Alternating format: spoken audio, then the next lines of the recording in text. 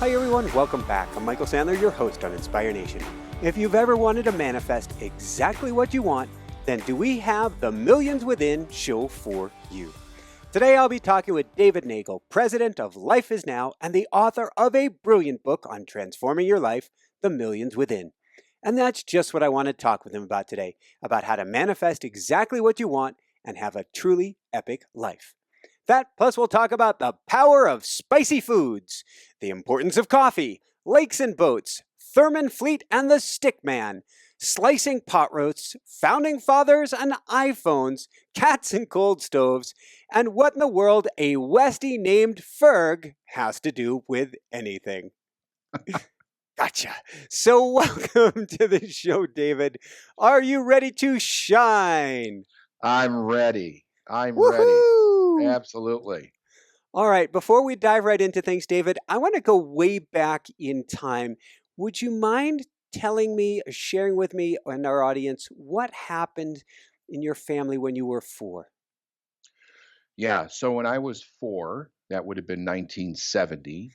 My mother's brother and his 2 sons died in a fire, and I was really close to them because one boy was a year older than me, one was a year younger than me, and basically that 4 years was filled with them being in my life. And I was very close to my uncle at that time, so I didn't really comprehend what happened, but I knew that there was a tragedy, and they were just all of a sudden gone, and they weren't coming back.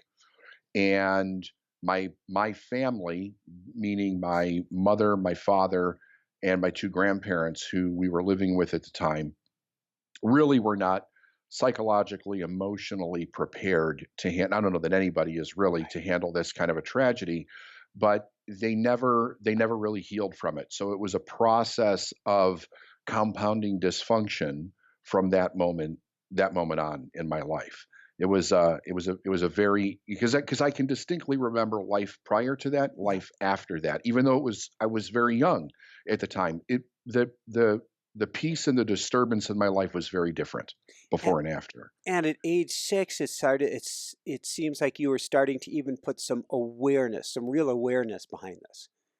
I was, because I was raised Catholic, and in school I was taught that we come from a loving God, and yet I was watching people suffer. This made no sense to me. So I had this question, why do we come from a loving God when so many people are suffering? And I might add that I was also receiving the information coming from media at that time, television, the Vietnam War, Martin Luther King being assassinated, the problems with Nixon. There was a lot of controversy that was going on in our world, and very limited channels in which we received that information. So when I would ask people of authority, priests, nuns, teachers, parents, that type of thing, to explain this to me, nobody could explain it. And I came to the conclusion that either that was not true, that we came from a loving God, or there was something that people did not understand, which is what I leaned towards, that there was something we didn't understand. I didn't believe that we didn't come from a loving God. I was pretty sound in that belief, even as a youngster. But I believed that there was something that people did not understand. And I carried that question around with me into my adulthood. Now, if you had asked your parents or mentors or teachers and others, why is this person successful and not us? Or why are we struggling so much and they've got it made? What did you hear? Generally around rich people, when it came to rich, there were 2 main messages. One was that it was either a tremendous amount of education and a lot of hard work, with this indication that I wasn't smart enough to do that, or they were crooks. That was pretty much, that was my 2 options when it came to success. Did luck fit in there anywhere, and did you believe in luck? I did not personally believe in luck. I would hear you're lucky, they're lucky. I would hear the word tossed around a little bit in my family. I don't think my father believed in luck. My work ethic came from my father. That's where that came from. But he believed that if you worked hard, you could be successful. But I think success in his mind was like maybe being a manager somewhere. Even though he dipped his toe into the entrepreneurial water a little bit, he didn't end up making that happen for himself. But I heard luck more from other people in my life as I was growing up. So now going to that, thank you for sharing on that, going to the hard work ethic. It sounds like you dropped out of high school, you're working on the docks as a forklift operator. You get married young, you have 2 kids, you're working 6.5 days a week, but it's actually quite astounded by the amount of money, which was the starting point, which is $20,000 back then a year. You worked your ever-loving butt off for that, but you were starting to figure things out. Yeah. So the problem, I mean, if I had learned to live within my means, which I've never really learned to do that, right? What does that Um, even mean, within our means? Quote, y- y- because what are we meant to make? exactly, exactly, and that's that. I mean, I found out later on that that was the higher side of my personality, seeking expression with and through myself.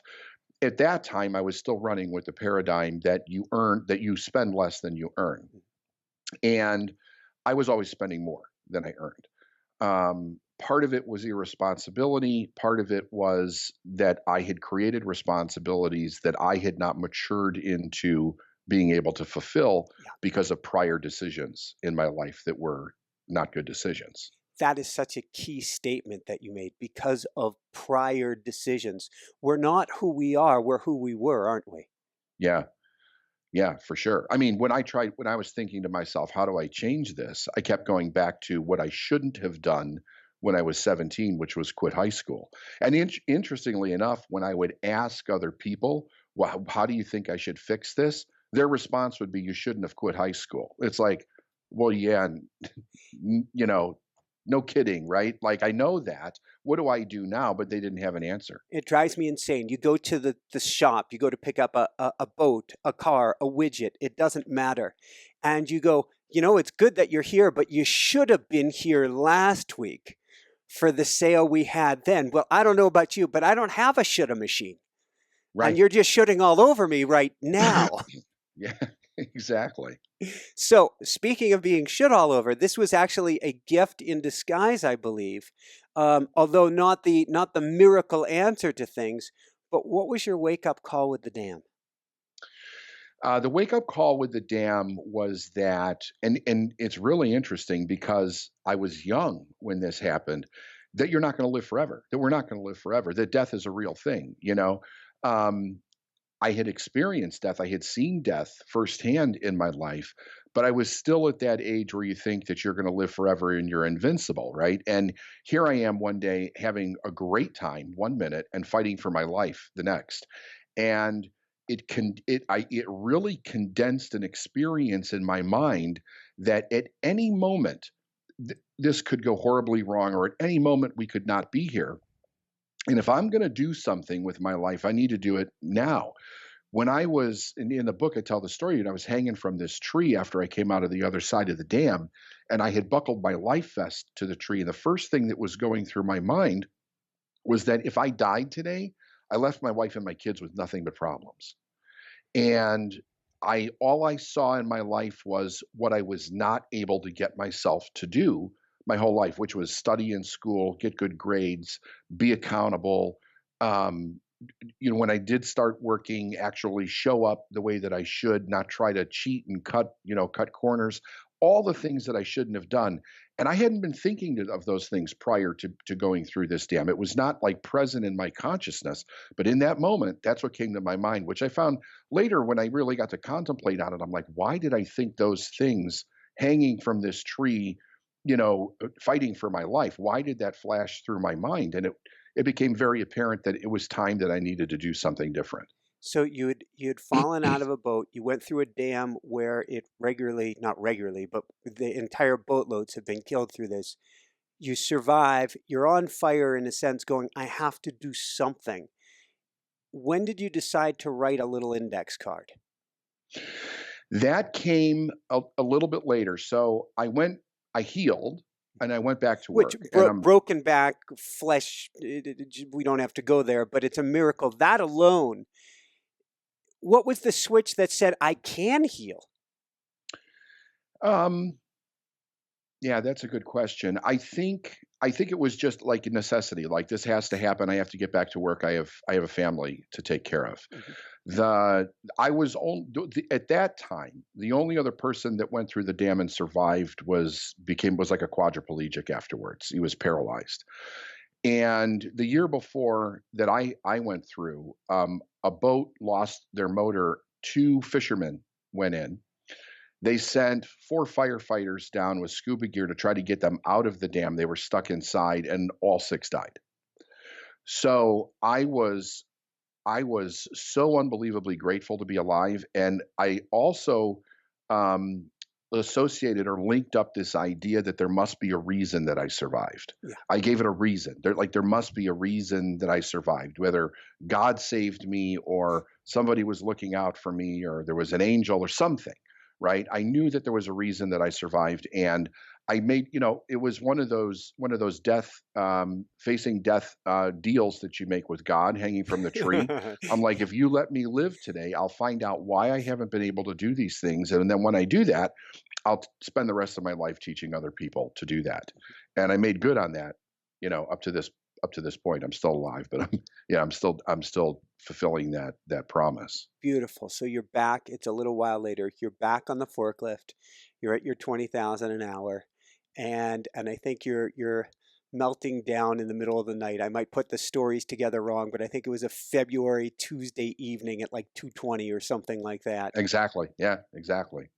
Exactly. In the back of a trailer, cold, tired, exhausted, not much sleep, probably a little sick. And I was just like, I can't do it anymore. And I was just sobbing in the back of the trailer, like, how do I change this? Because after I really started thinking after the dam, and I would like go on lunch breaks and I would sit around with my pen and my calculator and try to figure out how can I go from 20 to 40,000 a year? And why the And number 40? because well, the truth is that a friend of mine got a job working for a company called Judge and Dolph Liquor Distributors, Mhm. and he was making 40 a year, and I saw how he was living, and I thought if I could double my income, that would solve my problems. So it was a juvenile solution to an adult problem, but that's where I was at Yeah. the time. And so I was thinking, how could I do this? How could I get to 40? That would be like the keys to the kingdom if I could actually do that. And I would try to figure out, how do I get to 40? And it was just, nickel and dime raises for 30 years with all the overtime. That's how I get to 40. And it was like, oh, I can't do this for the rest of my life. I can't do it. So that's where I had this breakdown, and I was like, what is the answer? Tell me what to do. And a voice said, change your attitude. A voice in my head, very loud. It seemed very audible at the time. It said, change your attitude. And it was so distinctly different from the experience that I was currently having that I listened to it. And I thought, okay, if I'm going to do that, what does that look like? And I picked the man that owned Kihi Food Distributors in Lisle, Illinois. He had a similar background to me. And I said, what's the difference between him and I? Where he is now and where I am now, what are the psychological differences, attitudinal differences? And And I he just had started in a garage as well. I mean, he had that was started the from very story. humble beginnings. Yes, that was the story. And I said, well, he must love what he does because he's been doing this for a long time. So I can't imagine, I was comparing myself. Like, I hated this. I can't imagine doing this for a long time. He must love it. He must have done a really good job because he built this magnificent company, and he treats everybody with total respect. I watched him do that. Like, he would come through the warehouse, he would be with other people that he was showing his automated systems to, other businessmen. There were a lot of people where I worked that didn't even speak English. He would talk to them. He would say, hi, how's your family? He would, good job. He recognized everybody. And I was impressed by that because it was contrary to the way I was taught successful people show up in life, that they were rude, they were arrogant, they were self-centered, they didn't care about the little guy. And this guy was showing me that that wasn't true. So I thought, okay, I'm going to act like I love what I do. I'm going to do every job to the best of my ability. And I'm going to treat everybody with total respect just for being a human being. And everything changed. I mean, it changed overnight in 30 days. Did you say, I am making a commitment and this commitment is for Batunk? Yes, for 12 months. That was the idea. I'm going to do this for 12 months. And then, of course, I got the devil on this shoulder saying, "You've never committed to anything in your life. What makes you think you're going to stick to this?" And I said, "No, that may be true, but I'm going to do this. I'm going to see what happens," because I didn't know what else to do. It was like a last resort. I've got to try this and see if it makes a difference. And my logical mind said, there's no way just changing your attitude is going to make a, a, a realistic difference in your life. And I was as wrong as I could possibly be.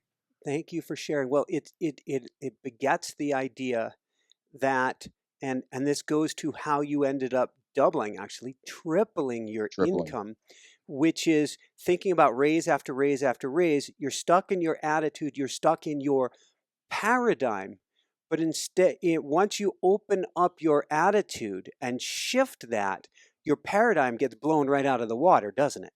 Yeah, it absolutely did. I was in shock. I mean, it was surreal. I would sit on the couch, I'd come home, look at the check, and I couldn't believe my name was next to those numbers. And I thought, how did this happen? Right. And like when you asked me about luck earlier, everybody around me was saying you got lucky. You got a good break. You got really lucky. You got into this company and you're making good money. Make sure you stay there. Don't screw this up like you've screwed everything else up. And I didn't really verbalize this to Yeah. anybody because I knew the pushback I would get, but I said to myself, this isn't luck. You did something and you need to figure out what it is that you did. And I thought somebody must know what I did. They're either writing about it or talking about it. And then it was, in those days, it was off to the library, right, to start picking up books. Yeah. And I started going to seminars and stuff. But over a period of 7 years, I figured out what I had done. So, and that one job that'd been waiting for you for 2 years? It did. It did. A man by the name of Drew Batty, who Yeah. worked for the fuel company that I ended up working for. He lived in Whiting, Indiana at the time. I think he lives in Michigan today. He would every Tuesday and Thursday he would come fill the trucks and the refrigerated trailers with diesel fuel. My job, part of my job, was to make sure, based on the manifest, that the right trailers and trucks got filled with fuel, and then I would sign his ticket. Well, over 2 years, I got to know the guy, right? I mean, I saw him twice a week for 2 years, and we would talk, And he said to me one day, "You don't like it here very much, do you?" And I'm like, "No." And he said, "What do you want to do?" I said, "I don't know." I said, "Something that's going to make more money." He said, "Why don't you come work by me?" He said, "We're hiring." And what was interesting about that was that was typically the time of the year that company started laying people off because a heavy foundation of their work was fueling construction equipment on site. So here we are, in the wintertime, they're usually laying people off, but they had just gotten a big account with Union Pacific Railroad and they needed more guys. So here's this opportunity that shows up. And I remember saying to him, "You're crazy. I'm not going to do that. You smell like diesel fuel. You're driving a bomb." I found out all the reasons why I didn't want to do this, which was all the reasons why I never saw it as an opportunity to begin with. And I said to him, "Michael," I said, "how much could you possibly make anyway? Like arrogant as hell?" And he said, "Well, last year I made 50,000." And I was like, it stopped me in my tracks. And I'm like, that's 10,000 more than I wanted to get to. I said, "No." And I said, "I don't believe you." He said, "Well, I'll be here Thursday." He said, "I'll bring you a copy of my check." And he came. I said, "Okay, you do that." He came in Thursday with a copy of his check, and sure as shit, that's exactly what he had did. And I thought, I need to look at this. I need to look at it. And it was like so fortuitous. I was the lowest man on the totem pole. I had the least seniority, so I got the worst route the company had. I was like, "Bring it on. Give me whatever you got." They're like, "Well, this route has mandatory 3 hours overtime every night." And that's time and a half, right? So um, I was making like $22 an hour and then time and a half on top of that. So I'm like, I'll do it. I'll take it. And then they gave me the nickname Diamond Dave because there was no job that I wouldn't do, and I would do it without complaining. And I was grateful. They were like, "There's no way that this guy is going to do this work, and he's grateful to do it. Like, what's wrong with him?" And that's what caused me to be the first person that was not part of the family that owned that company to be promoted out of being a driver into management. So let's go from there. How did you come up with the idea, A, of getting the mentor, And then B, what did your mentor tell you when you're stuck at 60? So the idea came from I was actually the first seminars I started going to were Tony Robbins Yeah. events in the early 90s, right? So he's really just starting to make a name for himself. I see his personal power tapes, start going to that. Around 1996, I became aware of a man by the name of Bob Proctor. Hmm. Somebody gave me a couple of his cassette tapes and they said, listen to this. And he was the first person that I ever heard combine spirituality with success principles. And I was like, this is the guy I need to learn from. Because I had never heard that before. Tony was not talking about anything spiritual at the time. I heard what he was saying, but I needed those questions answered from my childhood. So I started studying Bob, and I started going to everything that he was doing. And I think it was from stage one day. He said, he was talking about his mentor was Earl Nightingale from Nightingale Conant, and then Leland Val Vanderwall and C. Harry Roeder from Concept Therapy Institute in San Antonio, Texas, that came from Thurman Fleet. And I thought to myself, that's my mentor. That's the guy that's going to be my mentor. So it took me 2 years, but then he became my mentor. And that moved me into 2 years after that is when I started my business doing what I'm doing now. But I was just teaching one very basic seminar, which was the science of getting rich at the time, as a facilitator for him. But to answer the latter part of your question, I was making about between $50,000 and $60,000 a year. And Bob was all about shifting a person's paradigm when it came to money. So he would say, how would your life change if your annual income instantly became your monthly income? And I was like, that would be so cool. That would be like, I thought going to 60,000 a year was amazing. I can imagine if I turned it into a monthly income. And he kept saying to me, David, it's easier to make $50,000 or $60,000 a month than it is a year. And I thought he was just being sarcastic, like just messing with me. He was being serious. And Bob never told you what to do. He taught me how to think. People say, well, you coached with him for a long time. What was the greatest, gift? Making money? No, the greatest gift was he taught me how to think. But it took a lot of work to do that. It took a lot of challenging myself, a lot of confronting paradigms and old wounds and, all that kind of stuff. And then how do I think accurately to create the life that I want? And he was telling me it's easier, it's easier, it's easier. And it was a 3-month process. I started off the first month and ended the first month no closer to making 50,000 a month than it was when I started. And then I talked to him and he said, I told you it was easier. And the second month, when I still didn't make it, he said to me, why would you work all year to make $50,000?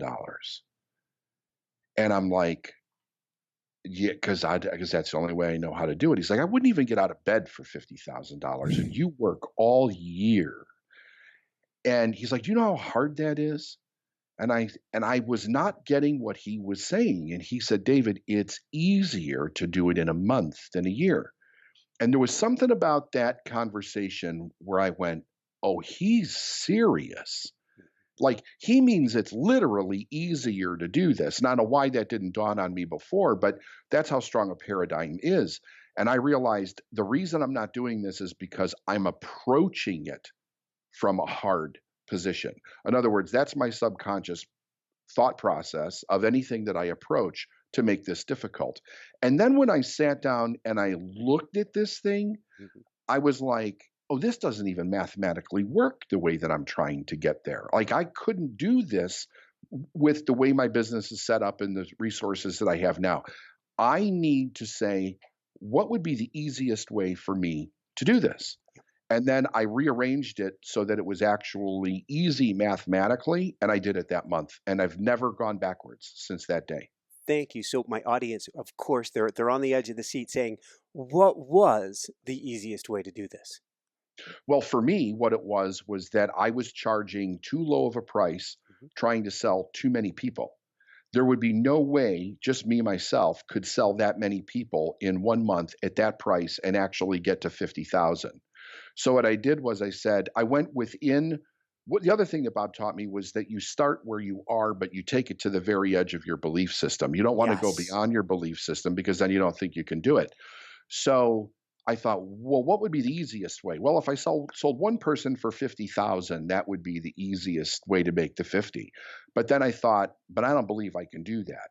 So I got it within a framework of where it was a few people at a lower price, and I thought that I think I can do. And that's where I started. And I think I did it within the first 2 weeks, actually. It was that. And then I was like, that changed everything because I was like, you've got to be kidding me. It's literally that easy.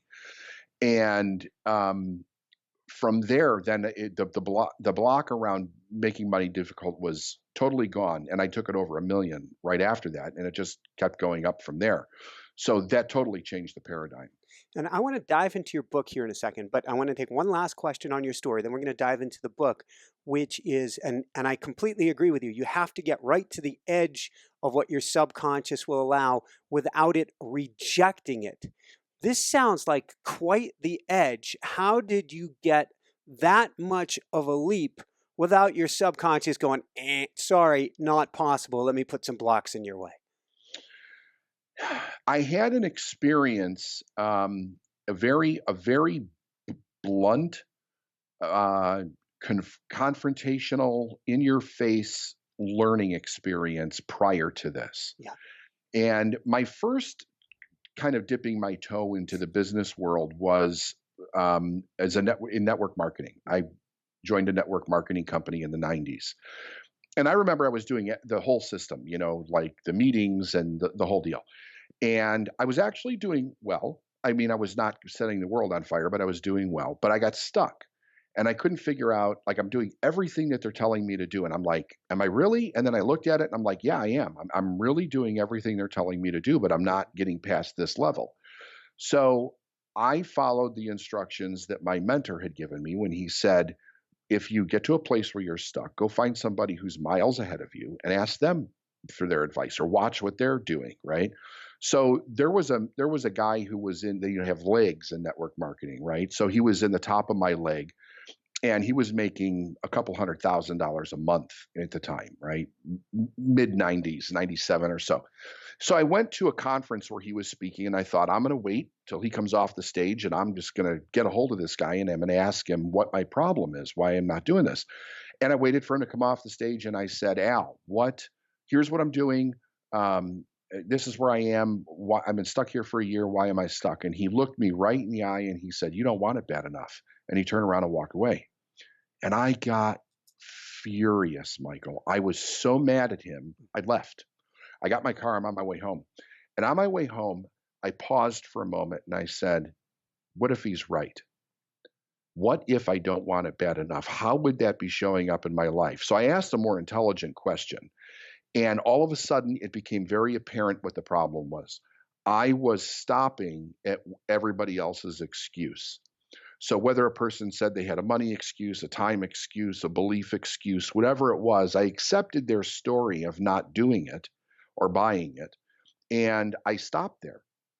So that day, and this is a pretty famous story in our company, I decided that I was going to break past that excuse forever. I was never going to accept somebody's first no as my reality and stop there. And there was this couple, George and Sandy, that lived down the street from us. And when my kids were growing up, they used to walk their dog Herbie, which was a dachshund, in front of the house. So all the kids would run out there and say hi. So one day I'm working and I see that they're pulling Herbie in a wagon, and I go out there and I'm like, what's the matter with Herbie? And they're like, well, he's getting old. He's got some arthritis. He can't walk the whole block anymore. We're pulling him in a wagon. The network marketing company that I worked for had magnetic therapy that increased circulation. It was from Japan. It's a really well-known company. But it was Nikken. It was Nikken. That was the company that I was in, was Nikken. They had a thing called a pet pad. Mm-hmm. And the pet pad was like $160 or something. Anyway, I brought it over there and I was talking to them about it. And they're like, no, we don't want to buy it. We don't think it'll work. And that's a lot of money, whatever. So I accepted the no and left. So after I had this meeting with Al, I'm like, I'm going back. So I went back, knocked on the door. George answers the door and he's like, David, look, we already told you. And he's starting to close the door. And I put my foot in the door and I said, George, I need you to listen to me. Let me come in. So he let me in, and I said, this is the deal. This pad's going to work for Herbie. I said, I want you to buy it. I want you to write me a check right now. And if it doesn't work, I'll take it back. No questions asked, refund your money. He said, but Herbie's got a little incontinence and he might ruin the pad. I'm like, I don't care. I'll totally take care of the cost if it doesn't work. Write me the check, take the pad. He wrote me the check. He bought the pad. 2 days later, Herbie is walking down the street for the first time in months. And I thought to myself, you made a difference because you didn't let their story stop you. So that was a huge lesson for me. So when I got to the part about charging more to less people, it was really focusing on how does what I have to offer make a difference and breaking through that resistance. I believed I was worth it. I didn't see myself at the 50 yet, asking for 50 from one person. That came later, but I did get it up. I think I got it up to like 15,000 at that time. And so that's what I used. I had incorporated a lesson that I had learned maybe a year before and brought that into where I was at that time. And that's how I broke through. Awesome. And for Herbie's sake alone, woohoo! Yeah.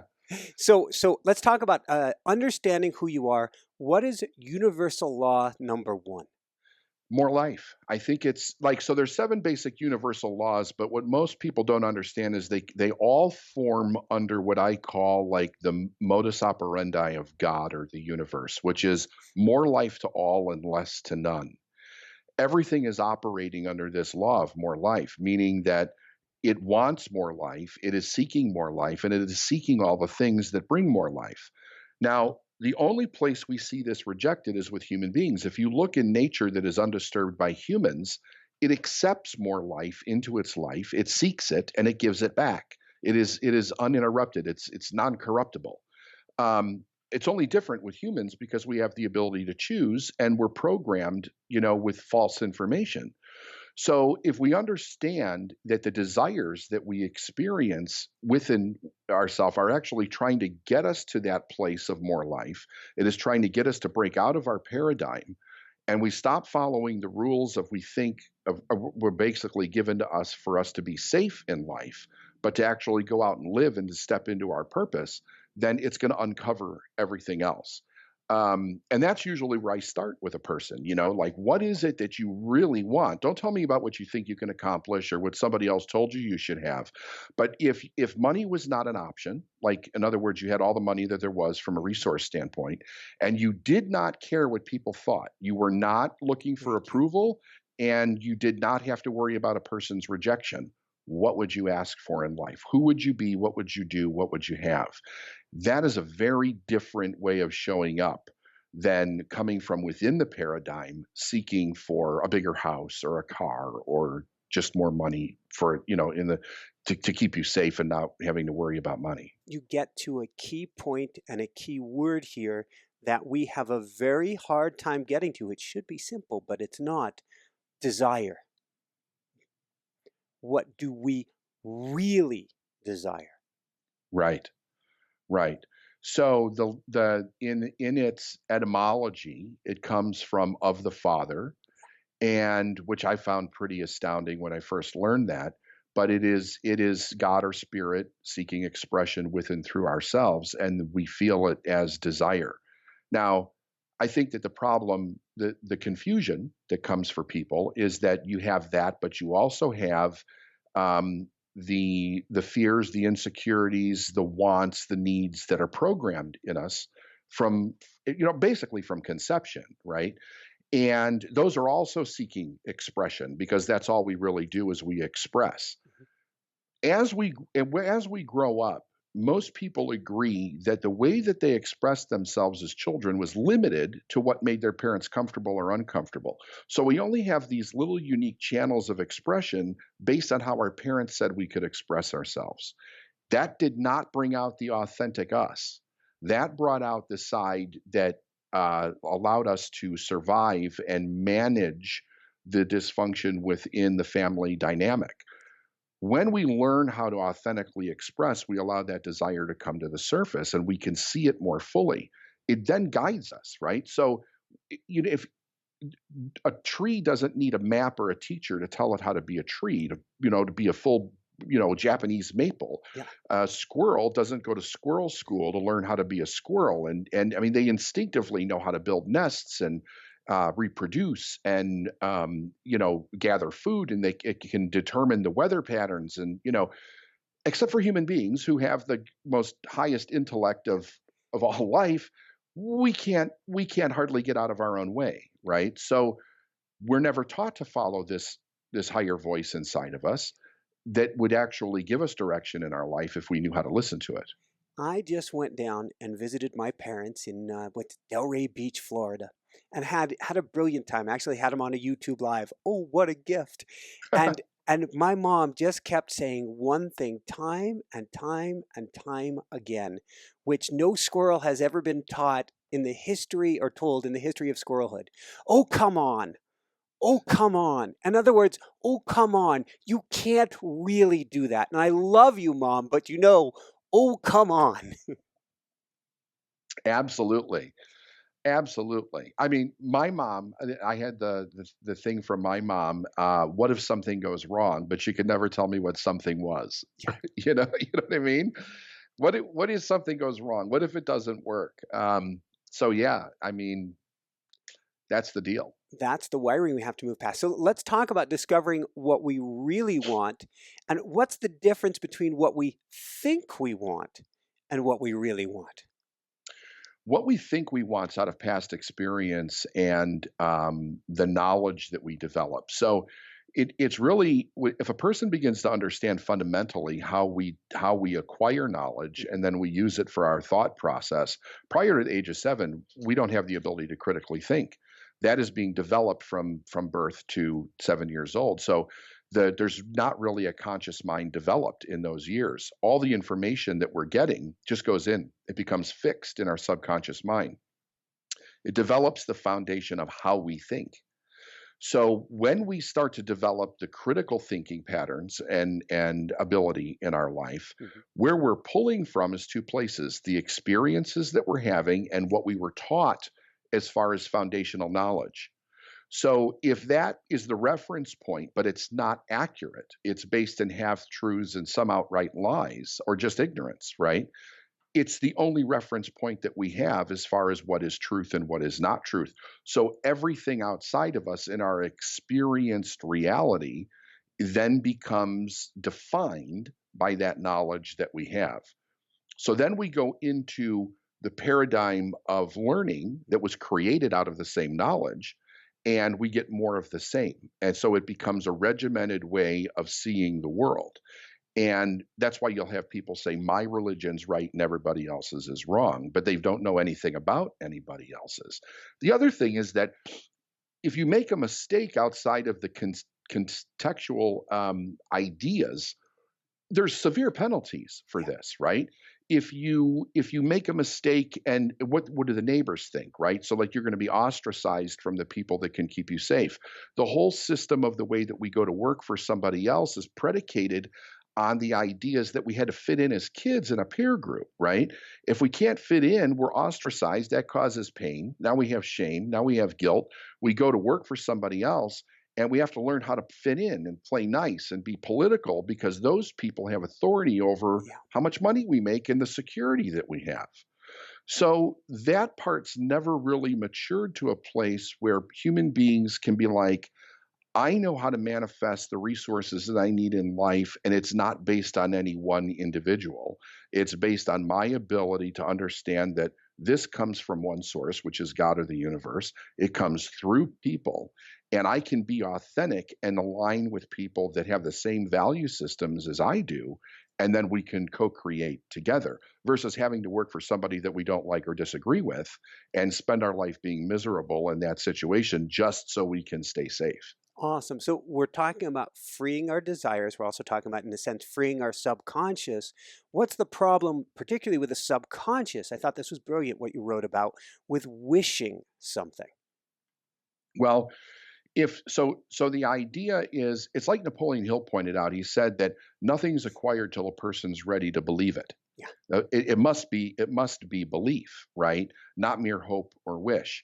So hope or wish is coming from the conscious mind, and very often it's coming out of either fear or discomfort. I don't like this right now. I'm uncomfortable. I'm afraid. So I wish it would be different, but we're not moving that idea into the subconscious where it becomes a belief.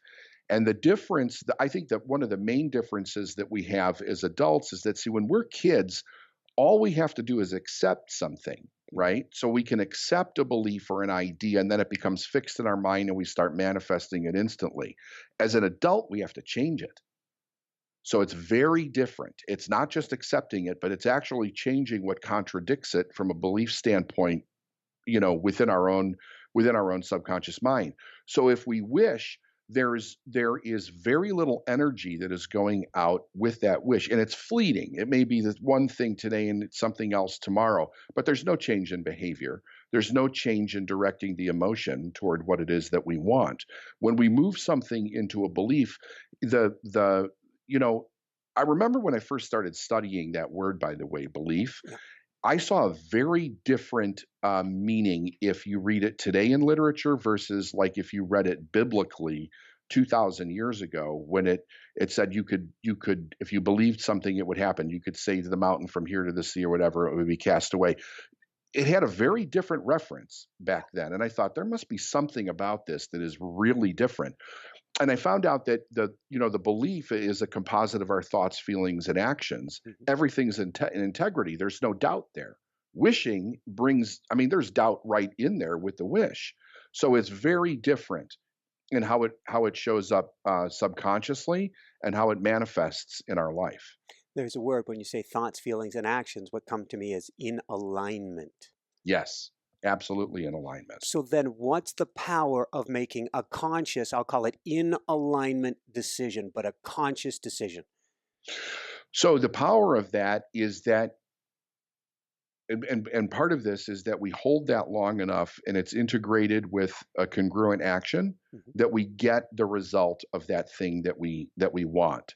When we get the result, it begins to change our belief system, because people are always asking me, how do I make fear go away? Well, you don't make fear go away until you have a reference that there's nothing to be afraid of. The fear is already there in our imagination. Why would it go away? Like a little kid, if there's something, they're afraid of the monster under the bed, they're creating that in their imagination. The subconscious can't tell the difference between what's real and what's imagined. So it acts in fear and in anxiety. We feel it in the body. You come into the kid's room and you say, little Johnny, little Mary, look, there's nothing to be afraid of. I turn the light on. There's nothing under the bed. Oh, great. They feel good. You shut the light off, close the door, and they're in fear again, right? Because they're creating that in the imagination. So when we're talking about the belief, we can take that in our imagination. We can create that and see that image and impress it with our emotions. But then we have to go out and take the action to get a different result that is congruent or in harmony with that belief and that thought. At that point, then the subconscious mind, so it's like when a person says they're going to do affirmations to be a millionaire. I'm a millionaire, I'm a millionaire, I'm a millionaire, but they look at their bank account and there's no money in it, right? Or they got a stack of bills on their desk like this. When you start to get a different result, it stops that argument in the mind. Now I have a different result. This is actually real in my life. So the belief begins to change, not just on an intellectual and emotional level, but on a factual level in the person's life. Awesome. So let's go back early in your story. You've got this person speaking before you, telling you about, I guess you're in Nikan sales, about how you can do, and he tells you don't want it badly enough. You get in the car and you want to bleepity bleep, the bleepity bleeper. And you're driving down the road, and this quote from later in the book comes up, that if you have deeply held unexamined beliefs often carry a defense mechanism that lashes out. Yes, absolutely. And it creates some kind of chaos in your life to distract you from whatever your original intention was. So it pulls us off course, right? I mean, you can call it the terror barrier. There's a lot of different things that you can call it, but your subconscious mind is going to project something into your life that is going to pull you away. It's going to distract you from what your original intention was, which is exactly what happened to me. I was the whole bleep bleep thing in the car on the way home until I thought another thought. how did you switch that thinking? I think it was, I think it went to the, when he said I didn't want it bad enough, that was partially a true statement. At that, I really had this deep desire to succeed, Mhm. but I didn't understand how my paradigm was stopping me or my fear was stopping me. I really didn't understand that. Once I began to understand it, I really think that the desire that I had to succeed and to find out why I was here, it really took over. I mean, it was something that was very big in my life. I later learned that I needed to keep feeding that, right? I needed to take care of it.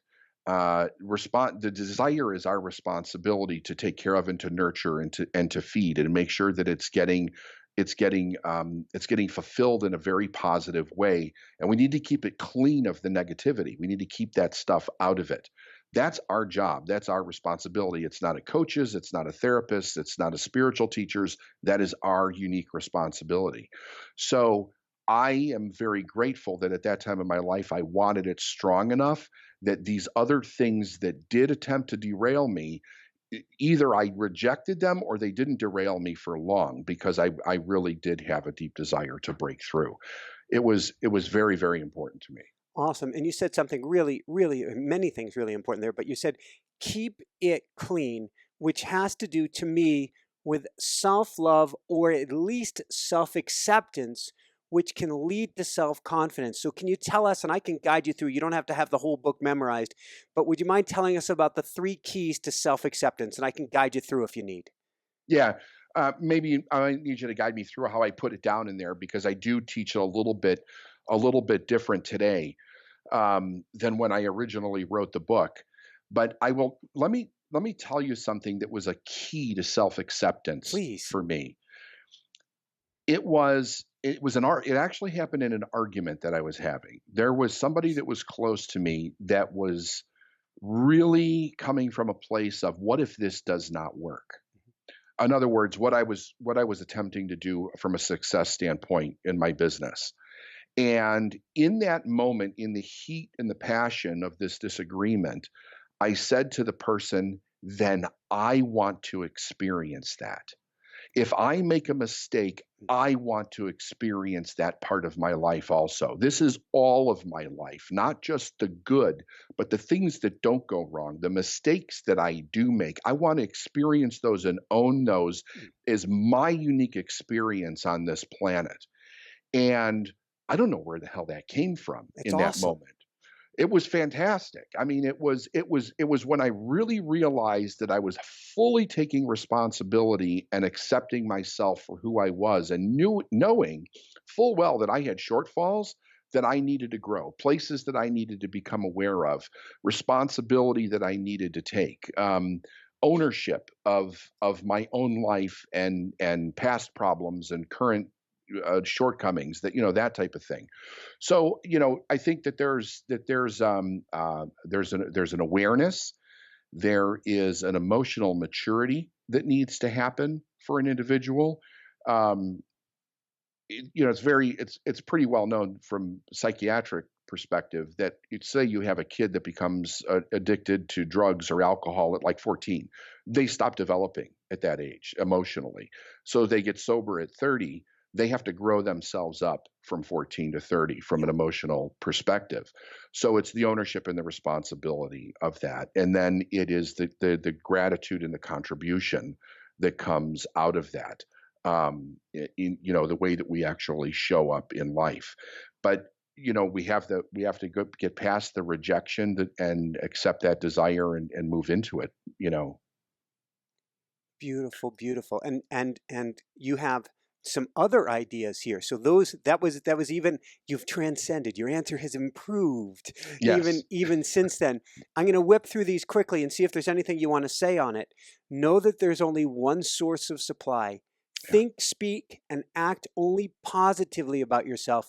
Surround yourself only with people who support your purpose and dreams and respect how special you really are. Yeah. So what I would add to that is the idea of love. Okay.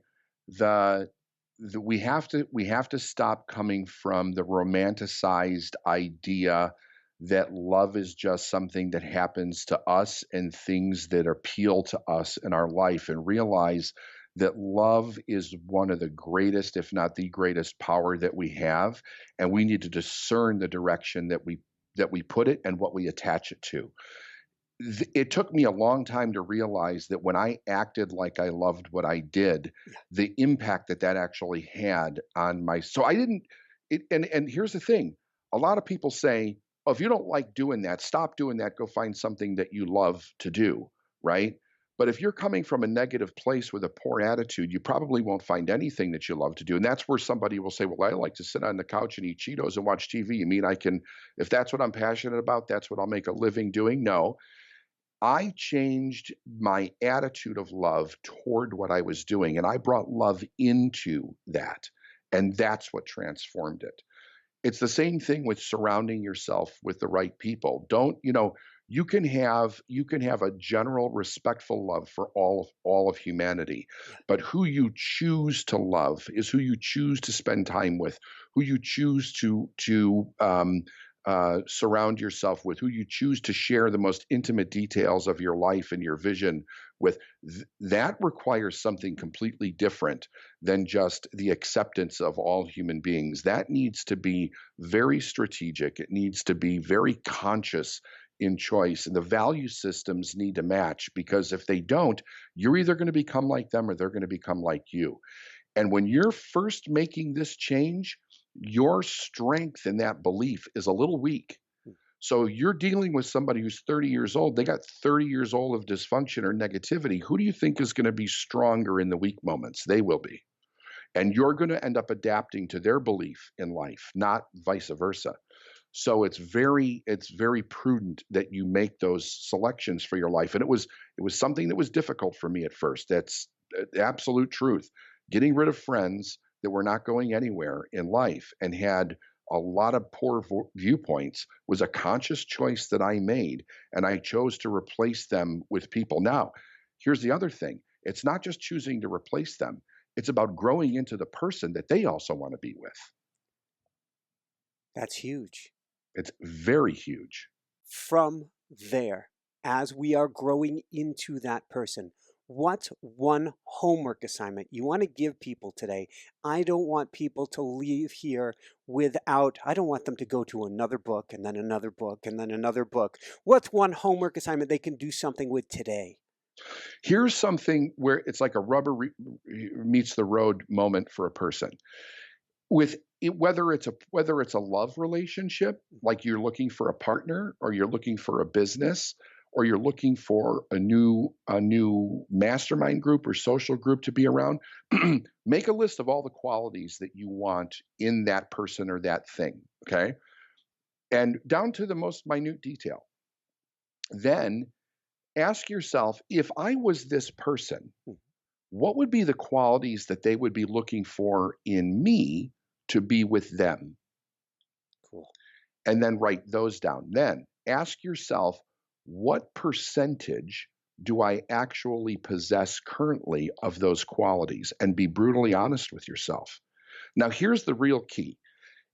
So let's say that it's accountability or responsibility is one of the qualities. And you say, well, if I'm honest, I'm taking personal responsibility maybe 60% of the time. Okay, fair enough.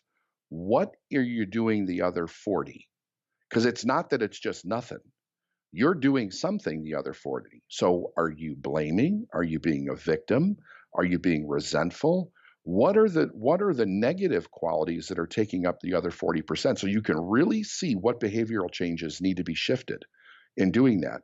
And when you do that with all of the qualities, now you have a real map for what needs to change. Otherwise, it becomes just etheric, and it's like, yeah, I know that there's things that need to change, but we really don't have a concise grasp or visualization of what it is that we have to work on. You do that, and then you begin to change those things. You'll see significant change in your life quickly. Woohoo! What advice, this is a question from Jessica, my wife, she's the producer, and like I said, we've got our first pregnancy doctor visit right after this. What advice, Congratulations. thank you. What advice would you give parents to help their kids today? First of all, one of the things that I suggest that parents do is to teach their kids how to make decisions, Mhm. right? Let them make mistakes. As long as they're not like going to run out in the street and get hit by a car, you've got to let your kid make a mistake, but have them really teach them cause and effect. If you make this decision, here's the effect, and draw the link, draw the correlation, right, to from their behavior Mhm. to the result. So then they want to make, and then show them if you do this behavior, this is the result that you're going to get. So they want to make that change and let them take ownership of those decisions. It builds self esteem, it builds confidence, it builds self acceptance, and it builds a sense of self, period, right?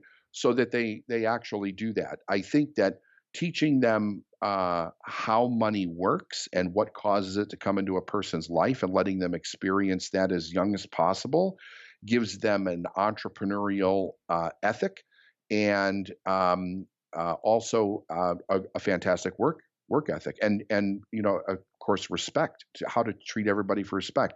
The other thing that we do is this. We now my kids are grown now, And you have so but four. I have four children, yes. But we also do this in my company. We will sit around when we're together and we'll say, tell me three things that you appreciate about yourself. And if you do this with kids, they'll do it for the rest of their life.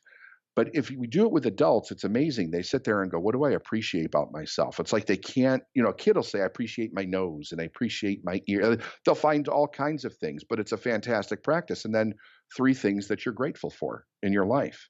And do that once a day with the kid, like maybe around dinner time, you say to your son or your daughter, tell me three things that you appreciate about yourself today and three things that you're grateful for today. And I love Tony Robbins' old standby, who do you love and who loves me?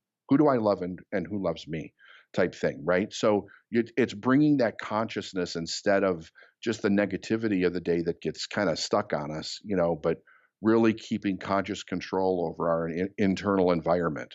On that and on an awareness note, what personally brings you the greatest happiness, or what I call the woohoo factor?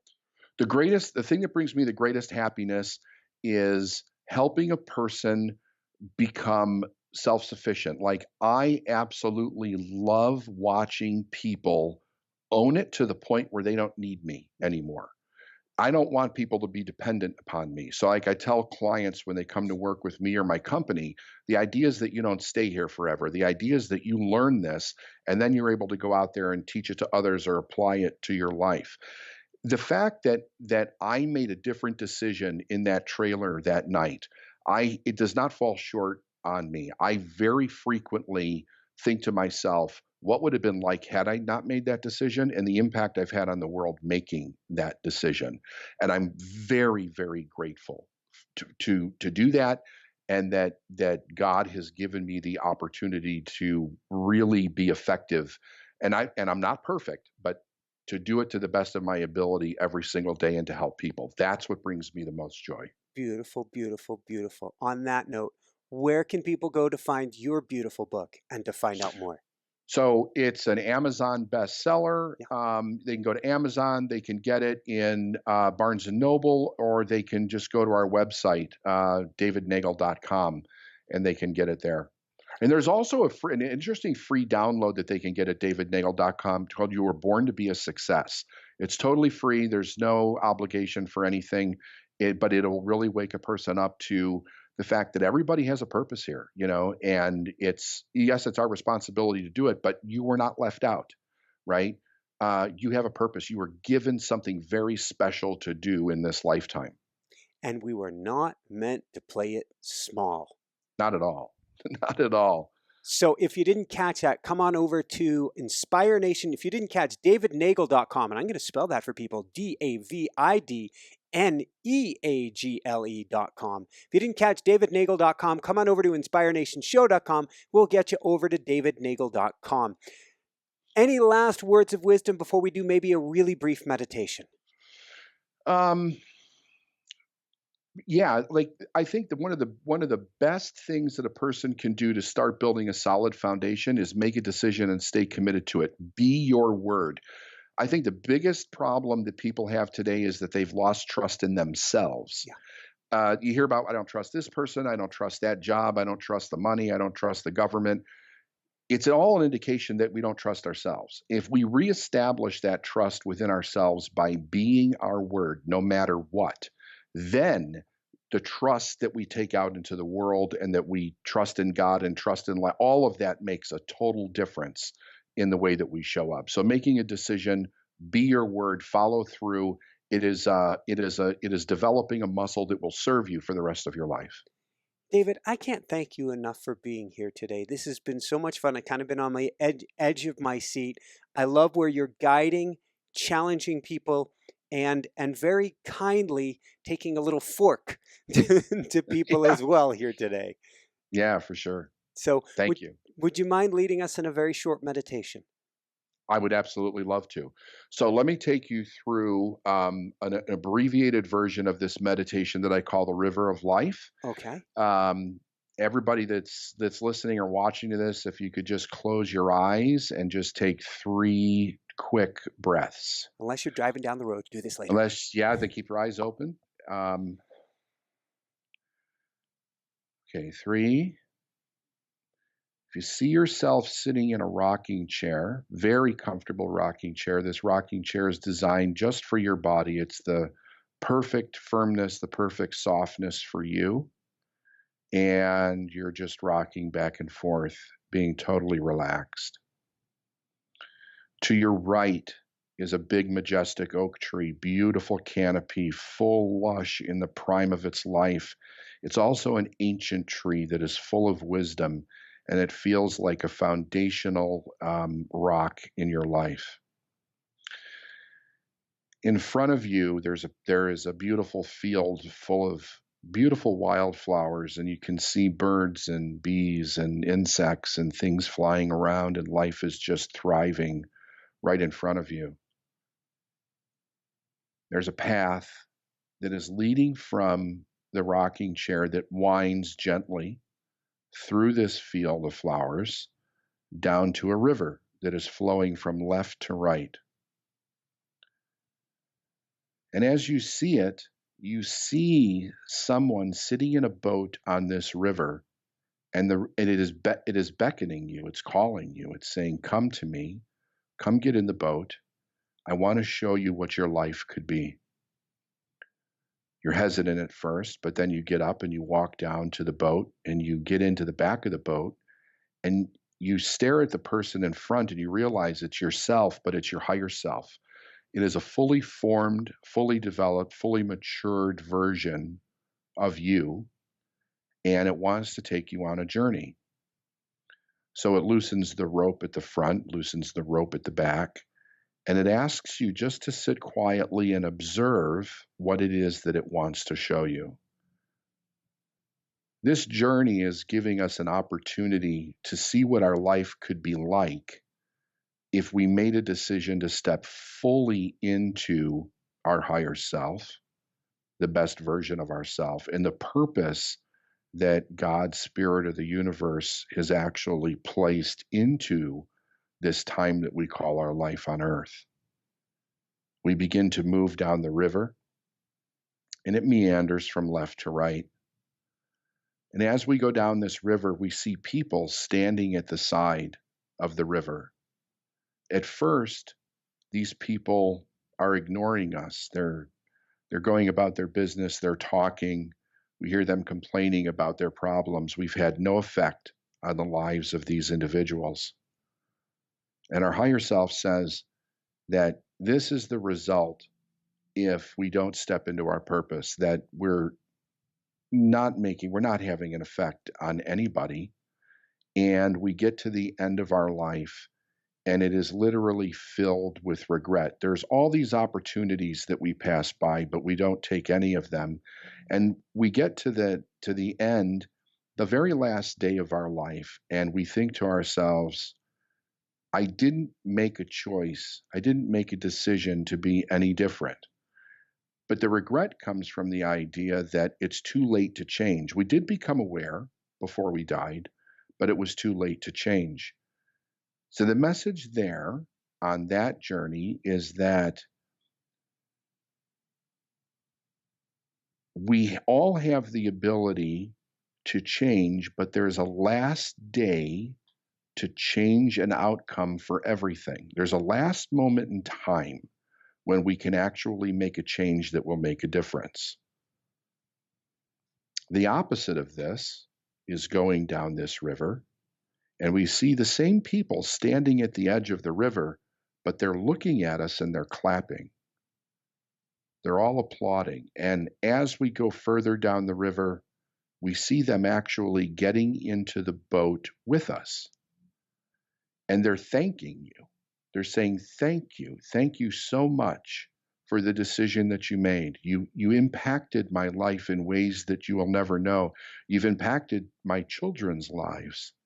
You feel an unbelievable sense of fulfillment and gratitude for having impacted these people's lives because you made a different choice in your life. You did what you were put here to do. Your life was full of abundance. You had wealth, you had health, you had cherished friendships and cherished loves in your life.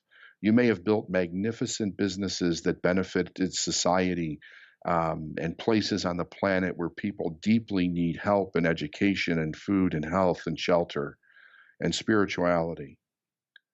So you're experiencing both sides of this as you go down this river, and then all of a sudden you get to this fork in the river. There's a fork that goes to the left and a fork that goes to the right. The fork that goes to the left is a very interesting fork because it really looks peaceful. It doesn't look challenging. It feels very, very safe. And the fork to the right is quite nasty looking, actually. And when you look at it, it's full of fear. The question is, which one are you going to go down? And the fork that feels very safe in nature is the one that most people want to take in their life. There's no challenges there. But the illusion is that the fear is actually harming in some way when in fact it's just an illusion. And if we go down the fork where we're afraid to go, that's the one that causes us to grow and learn and love and heal and actually be beneficial. Your higher self then turns the boat over to you and gives you the ability to make the choice for yourself. So you see yourself back up in that rocking chair, and you see the tree alive, and you see the flowers alive, and you sit there in that moment looking at that river, and you think to yourself, in this moment right now, as I'm listening to this, I have the unique ability to make a different choice for my life. Where I end up down this river will be decided by that choice that I make today. And that nobody can take that choice away from me. It is uniquely mine, and my power to choose is my greatest power to create in this lifetime. So let us just give thanks for that for a moment. Feel the gratitude. Thank you. And when you feel ready, just open your eyes.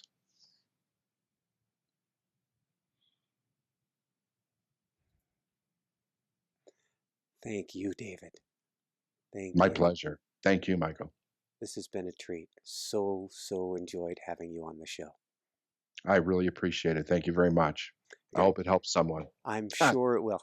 I'm sure it will. Got to crank it back up for the finish. I'm still in La La Land, down the river, on a rocking chair, and by a beautiful, beautiful tree.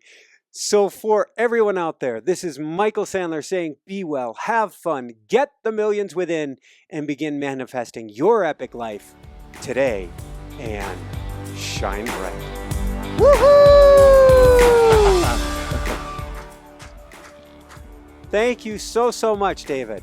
You're my pleasure. Thank you very much. You're welcome. Thanks so much for watching. If you enjoyed it, be sure to like below. Also, leave your comments. Have some real fun with it. Subscribe to our channel where you're going to get more great videos, more interviews coming up. And check out our website, inspirenationshow.com. That's where you'll find tips, blogs, information, videos you won't find anywhere else, and useful and helpful resources to really help you kickstart your life and to shine bright. Thanks so much again. Thank you for your support. Like, comment, subscribe. See the website. Thanks so much and have fun. Of course, shine bright. Woohoo!